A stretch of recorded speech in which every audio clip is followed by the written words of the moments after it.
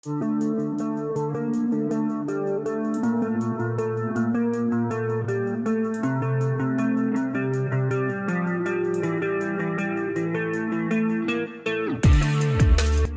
hai, halo, Assalamualaikum warahmatullahi wabarakatuh. Apa kabar? Semoga selalu dalam kondisi sehat walafiat tanpa kurang suatu apa. Ya, berjumpa lagi dengan saya Budi Prasetyo di ruang praktek listrik, tempat belajar listrik online. Ya, untuk hari ini kita akan membahas mata pelajaran, salah satu mata pelajaran di kelas 12 Teknik Instalasi Tenaga Listrik, yaitu instalasi penerangan listrik. Ya, oke. Kita akan membahas prosedur pemasangan instalasi penerangan 3 fasa sesuai dengan kuil. Ya, untuk mata pelajaran instalasi penerangan listrik kelas 12 Teknik Instalasi Tenaga Listrik, bagian 1. Ya, kompetensi dasar dan materi pokok yang akan kita pelajari pada kesempatan kali ini. Yang pertama, kompetensi dasarnya adalah 3.8, menerapkan prosedur pemasangan instalasi penerangan 3 fasa sesuai dengan Peraturan Umum Instalasi Listrik. 4.8, memasang instalasi penerangan 3 fasa sesuai dengan Peraturan Umum Instalasi Listrik. Kemudian materi pokok yang akan kita bahas pada bagian 1 ini adalah persyaratan umum instalasi listrik atau PUIL, pemasangan instalasi listrik dan instalasi penerangan 3 fasa.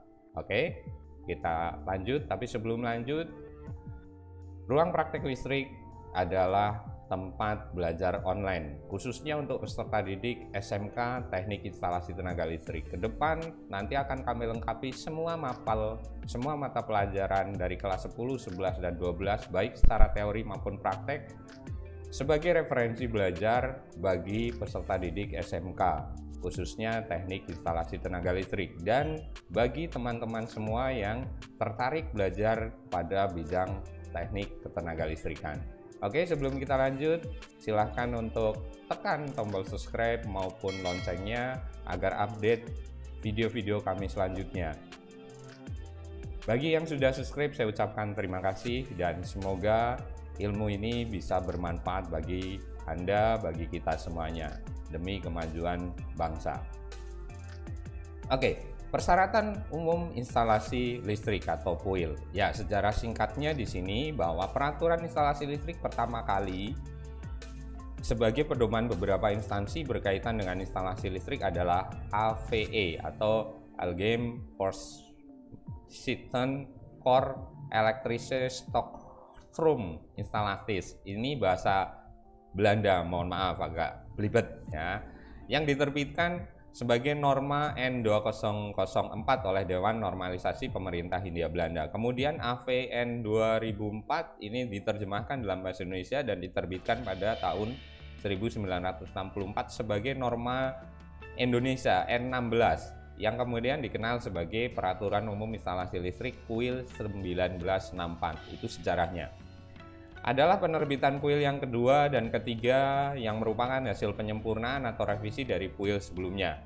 PUIL 1964, 77, 87, nama buku ini adalah Peraturan Umum Instalasi Listrik. Kemudian direvisi lagi menjadi pada tahun 2000 ada PUIL 2000, tetapi tidak lagi peraturan, melainkan persyaratan umum instalasi listrik. Nah, kemudian sampai dengan tahun 2011 ya dikenal lagi sebagai Persyaratan Umum Instalasi Listrik 2011 atau PUIL 2011. Jadi edisi terakhir adalah PUIL 2011 yang nantinya kita gunakan sebagai acuan dalam pembelajaran ataupun pemasangan instalasi listrik yang ada di sekitar kita. Garis-garis besar isi daripada PUIL 2011 sebenarnya ada beberapa bagian. Bagian pertama adalah pendahuluan, prinsip fundamental dan definisi. Kemudian bagian 2, desain instalasi listrik.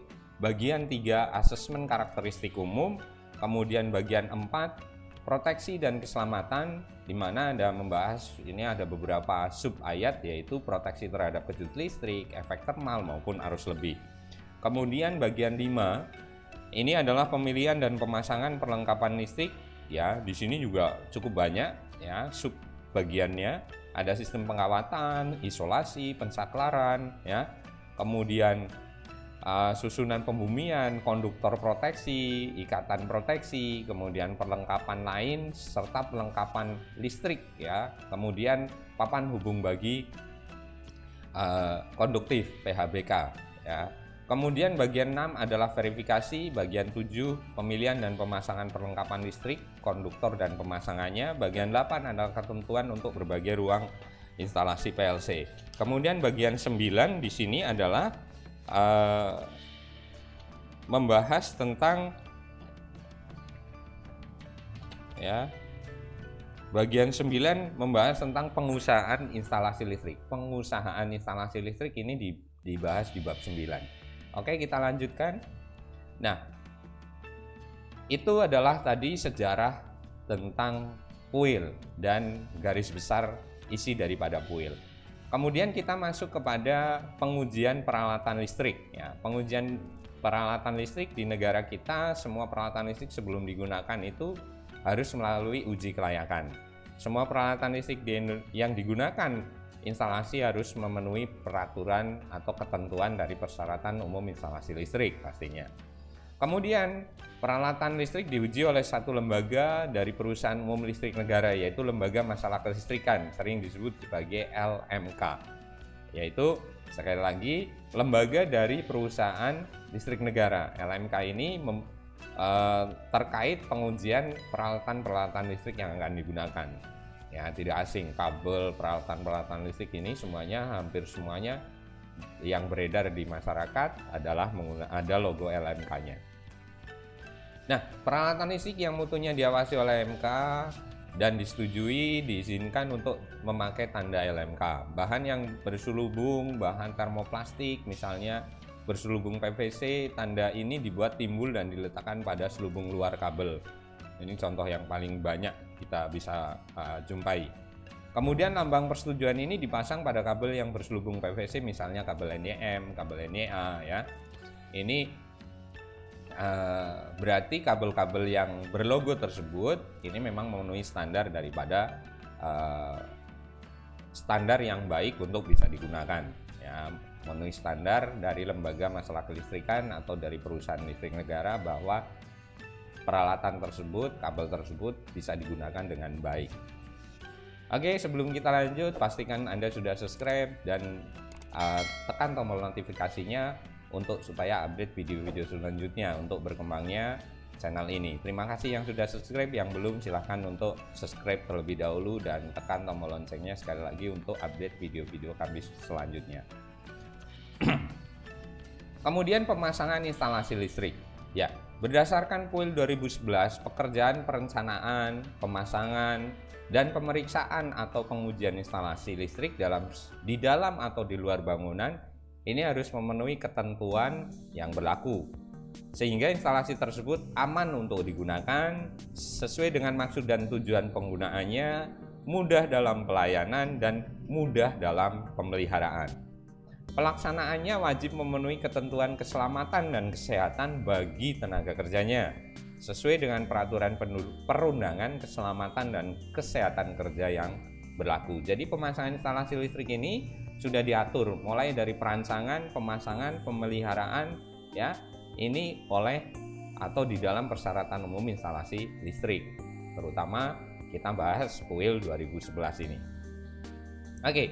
Terkait dengan pemasangan tersebut pasti akan terkait dengan tenaga kerja. Ya, tenaga kerja yang diberi tanggung jawab atas semua pekerjaan, baik perancangan, pemasangan, dan pemeriksaan atau pengujian instalasi listrik harus ahli di bidang kelistrikan sesuai dengan ketentuan yang berlaku. Ya, contohnya nanti teman-teman peserta didik di SMK Teknik Instalasi Tenaga Listrik setelah lulus dari SMK adalah merupakan salah satu calon tenaga ahli. Nah, bisa diakui bahwa menjadi tenaga ahli itu nanti ada uji sertifikasi, biasanya dari lembaga sertifikasi ya, baik yang dari sekolah maupun dari lembaga-lembaga seperti halnya asosiasi ya. Ini yang menandakan bahwa teman-teman semua ini merupakan tenaga ahli di kelistrikan sesuai kelasnya. Nanti biasanya ada kelas-kelasnya, ahli madya, ahli muda, dan lain sebagainya. Kemudian tenaga kerja tersebut harus sehat jasmani rohani, pastinya harus sehat jasmani dan rohani. Kemudian memahami peraturan ketenaga listrikan, memahami ketentuan keselamatan dan kesehatan kerja, menguasai pengetahuan maupun keterampilan pekerjaannya dalam bidang instalasi listrik, dan memiliki izin bekerja dari instansi yang berwenang. Ya, ini. Jadi tenaga kerja di bidang kelistrikan selain memiliki kesehatan, paham peraturan, ketentuan keselamatan dan pengetahuan maupun keterampilannya pada tenaga listrikan, ini memiliki izin ya. Selain sertifikasi juga memiliki izin untuk pekerjaan tersebut ya. Jadi nanti teman-teman bisa bekerja dimanapun untuk bidang ketenaga listrikan saat sudah memiliki izin tersebut. Tempat kerja ya.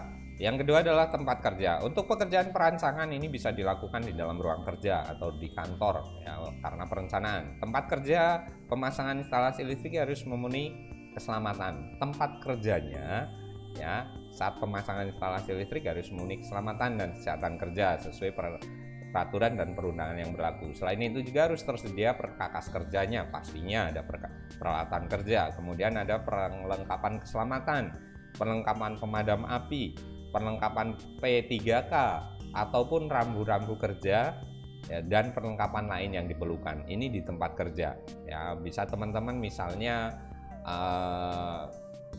melihat ada perawatan jaringan di lingkungan teman-teman ya. Ini biasanya teman-teman yang bekerja di sana pastinya menggunakan alat keselamatan kerja, ada helm, ada wear pack, ada sepatu safety ya. Kemudian menggunakan perlengkapan juga yang memenuhi persyaratan. Kemudian kalau bekerja di pinggir jalan itu biasanya memberikan tanda di beberapa meter ya di jalan tersebut supaya yang melintas mengetahui bahwa di sana ada pekerjaan yang sedang dilakukan.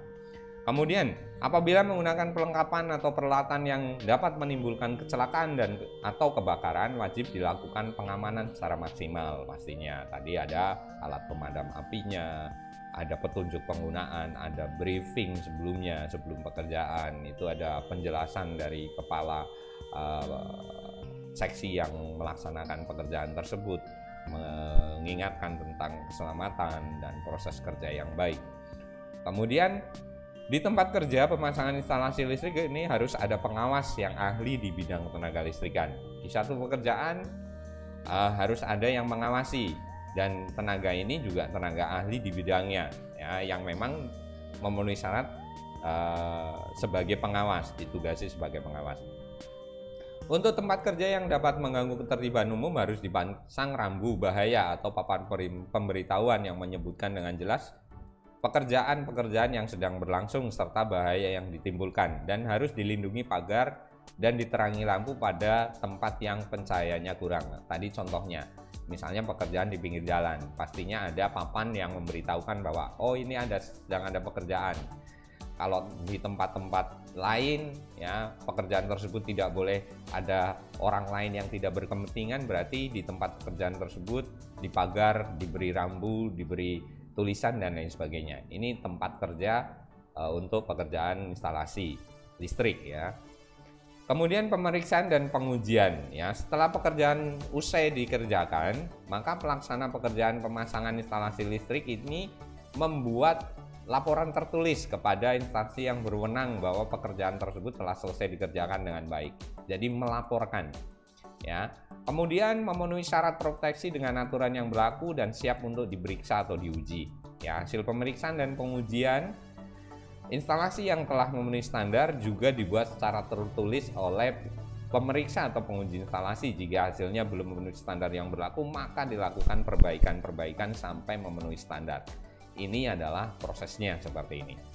Nah, pada saat uji coba, semua peralatan listrik yang terpasang akan digunakan terus dijalankan baik secara sendiri-sendiri maupun serempak sesuai dengan rencana dan tujuan penggunaan instalasi tersebut.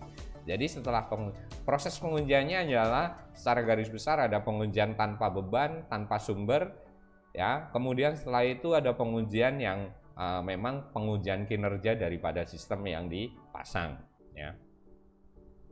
Pemenang dan tanggung jawab. Nah, perencana atau perancang bertanggung jawab terhadap ruangan instalasi yang dibuatnya. Ya, pelaksana instalasi ini bertanggung jawab atas pemasangan instalasi listrik sesuai dengan rancangan instalasi listrik yang telah disetujui oleh instansi yang berwenang. Jadi perancang pastinya bertanggung jawab terhadap rancangannya, pelaksana bertanggung jawab terhadap hasil pekerjaannya.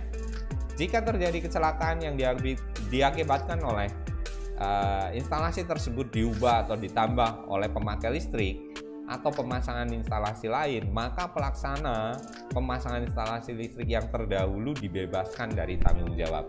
Jadi contohnya di instalasi rumah kita sudah direncanakan, kemudian dipasang oleh pihak yang berwenang, kemudian diserahkan ke kita, ya. Tapi setelah proses penyerahan ke kita, kemudian ditambahi, dimodifikasi dan lain sebagainya, dan kemudian terjadi kecelakaan, terjadi bahaya, terjadi resiko terhadap instalasi tersebut, misalnya kebakaran atau ada orang tersengat listrik dan lain sebagainya, itu bukan lagi tanggung jawab perancang dan pelaksana, ya, karena sudah dimodifikasi tanpa memberitahu atau tanpa membuat laporan. Ini contoh sederhana tugas, wewenang, dan tanggung jawabnya. Oke, terima kasih. Sampai di sini materi instalasi penerangan untuk kelas 12, teknik instalasi tenaga listrik kelas 12. Semoga bermanfaat. Sebelum saya akhiri, pastikan yang sudah subscribe saya ucapkan terima kasih. Yang belum, silahkan subscribe dulu dan tekan tombol loncengnya, dan semoga bermanfaat, karena di ruang praktek listrik tempat belajar listrik online ini kita akan membahas teori maupun praktek, khususnya mata pelajaran di kelas 10, 11, dan 12 teknik instalasi tenaga listrik, dan membahas kiat-kiat atau praktek-praktek sederhana di kelistrikan yang nanti juga akan bermanfaat bagi teman-teman yang tertarik pada bidang kelistrikan. Oke, sekali lagi semoga bermanfaat. Sampai berjumpa lagi di materi selanjutnya. Wassalamualaikum warahmatullahi wabarakatuh.